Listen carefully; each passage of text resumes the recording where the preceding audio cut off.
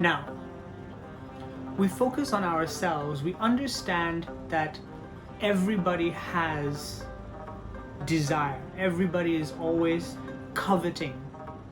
What we want to do is work with this law of nature. How we do this is we observe within ourselves this grass is always greener syndrome. We catch ourselves feeling dissatisfied about somebody else's life being better than ours. We catch ourselves complaining that other people have it better, that their families, their jobs, their lives are better than ours. We understand that this is the grass is greener syndrome, destroying the quality of our life.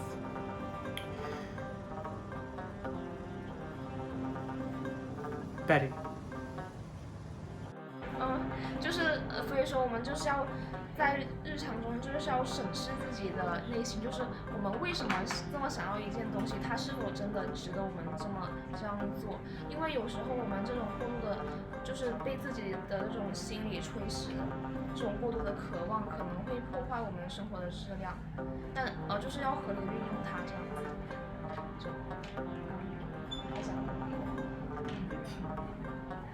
finish.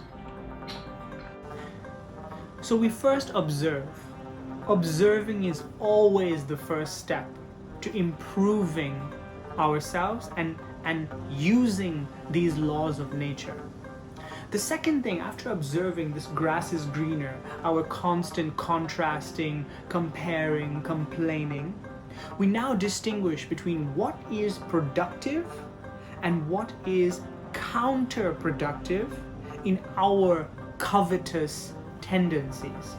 So we all have these covetous tendencies. We all want things that we don't have. We all want things that other people have. But is it productive? Is it useful for us? An example of something that is useful is if we compare ourselves to others, it can help us to work harder. It can help us to achieve more in our life. It can help us to not just settle for what we have. We can become better versions of ourselves by using this law. This is an example of how contrasting and having desire for something better can be good for us. Betty. 就是正是因为我们这种怎么说，我们要学会分辨我们这种贪婪的这种欲望、这种倾向，到底哪些是积极的，哪些是消极的。就是比如说，有时候我们盲目的追求一些东西，就是被我们的贪婪所驱使去追求这些东西，但那其实是我们所不需要的，而且会浪费我们的时间和精力。但是有的时候这种欲望，比如说我们在工作的时候看到别人做的比自己好，或者是就会想要和他就是一些那种竞争心嘛，就是也想要和他做的一样好。但这种情况下，就是它是对我们来说是积极的，就会让我们不断的去提升自己吧，等于说是就是一把双刃剑嘛，就看你怎么去区分它的一个度，然后当它不好的时候，要及时的说服自己，然后制止它，就这样 finish. An example of this productive part of our covetous tendencies. Another example is one of my friends. She is an artist, she is a painter, and she is very talented at what she does, but it's extremely difficult for her to sell her paintings. She's not famous. So what she did is she used this covetous tendency. She compared herself to her brother. Her brother is a programmer, and her brother's life is much more comfortable than hers. He has a beautiful home, he has a car, he has enough money to travel around the world. She, as an artist, loved what she did, but She wasn't very wealthy. She lived in a very small studio apartment and ate very simple food. She couldn't afford to live a very comfortable life. But she used this, she compared herself from her brother and decided to use her skill of art and design. But she also wanted to develop new skills. She needed to develop new skills. So she used this desire to improve, to learn new skills. She learned something called UI design, which is designing how an app looks. And she also learned a little bit of programming. Her brother helped her. And that's how she took her talent, her eye for seeing beauty, for designing beauty, to design simple apps, to design the face and the usability of an app. And that really improved her income and the quality of her life. Betty. 就是有一个比较好的，就是利用这种他人的积极面去提升自己生活质量的例子，就是波普有个朋友，然后他是一名艺术家，他就是就是画画这样子的，然后也有自己的工作室，但是他就是每天就是只能吃比较简单的食物，就是只是能养活自己的程度吧，然后他就把自己和自己的哥哥比较，就他哥就很有钱，然后就是每天吃饭吃的特别豪华，然后还能有那种到全世界去旅游的那种资金，然后他就是等于说是有这样的一个对比，就激发了他的这种欲望，然后他就去怎么说？除了他自己本身有的技能就是画画，他还去学了那种 UI 设计，然后还从他哥那里学了一些编程，然后他就可以自己制作一些比较简单的应用软件这样子，然后也扩大了他的视野吧，然后这就是极大的提升了他的那个收入，然后他的生活质量也提高了。That's all. Distinguish what is productive and what is counterproductive. A counterproductive part of our covetous tendency is when we become dissatisfied with our life, and this causes us to complain, and it makes the quality of our life worse. An example here is with relationships. We are always comparing our partner with other people, and this leads to dissatisfaction. We constantly think that we can find somebody better, and so we break up with our partner and we meet somebody else. We start a relationship with somebody else only to realize that that person also has problems and flaws, and that person is also not perfect. And again, we compare this person with somebody else. We want somebody else. We fall in love with somebody else. We break up with this person. We meet another one.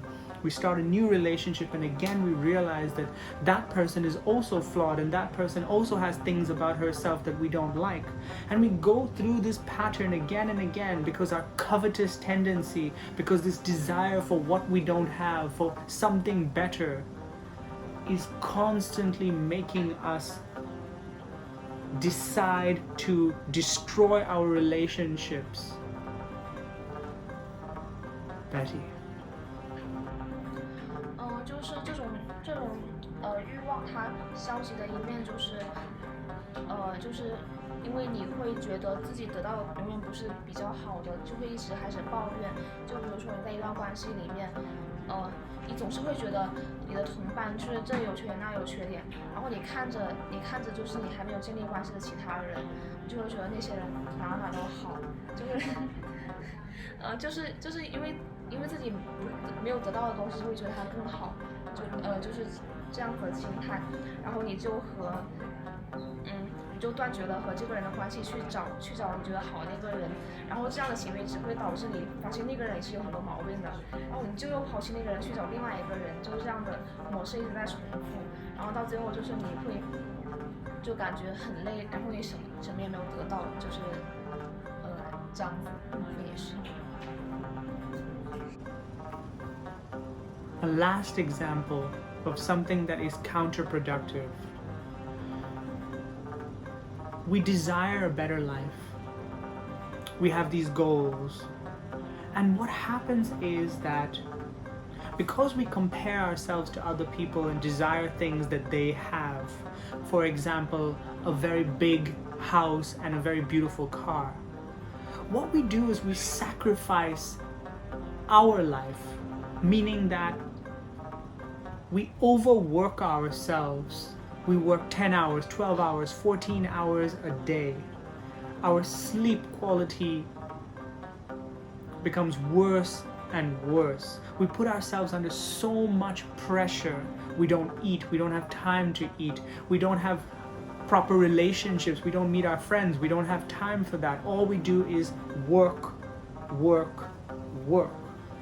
And yes, eventually maybe we do achieve those goals. We are able to buy the house and the car. But what we have done is we have destroyed our health.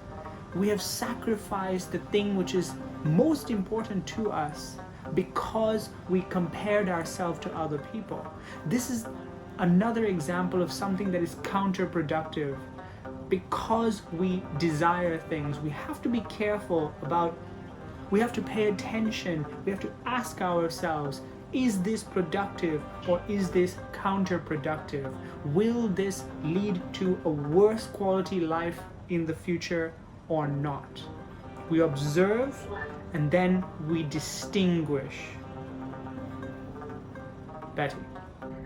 就是还有一个他消息的例子，就是怎么说，就是我们可能会觉得别人生活过得更好嘛，就是别人更有钱，有更好的生活质量，有车有房这样子，然后就有的人就会因为一种攀比的心态吧，然后嫉妒他人，然后这样的一个欲望，然后就会去没日没夜的工作，然后牺牲自己的睡眠时间啊，每天只睡4个小时6个小时这样子，然后就是熬夜工作，然后也牺牲自己的社交时间，就不怎么见朋友，就因为你要就是说因为我要工作啊这样之类的，然后吃那些速食食品啊，然后旅行时间什么的，就这样子。像这样子，其实，在你达到你想要的生活之前，你已经注意了自己的健康。健康其实是最重要的东西，就是得不偿失吧，等于说是。就是有一点急于求成，有一点盲目的去追求这种东西了。就怎么说？因为攀比去，然后没有看到自己真正要的东西，我觉得是这样子。然后就我们必须要分辨好，就是这样的欲望到底是对我们来说是消极的还是积极的？就是他们到底是会使我们的生活质量变好还是变差？